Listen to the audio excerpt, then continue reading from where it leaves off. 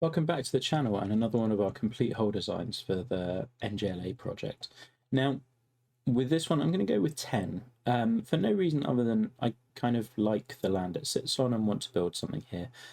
In terms of what this is as a template, I'm not entirely sure yet. I'm going to kind of explore the land and see what we've got, but the obvious feature is this pond jutting in on the left, which is at around about driver distance, so I'm seeing something where you can kind of cut the corner a little bit. So could be prize dog leg, might work. Although I'd already kind of thought I might have one on 14, but that could be a little different. So maybe we look at doing something with the green. The green's got pretty flat land, so it's one of those where Rayner or McDonald might engineer something a little bit more. But the simple premise is going to be you've got a kind of fairway tightening down around about here, further out here, or we've got more of a side slope as well. You're further from the green. So there's a lot of elements of a cape tee shot, just kind of playing more as close to the water as further away. And then we'll do something interesting with the green, but I like the way that sits and the approach shot kind of swings up and around to the left. So yeah, we'll kind of see how this one evolves. Enjoy.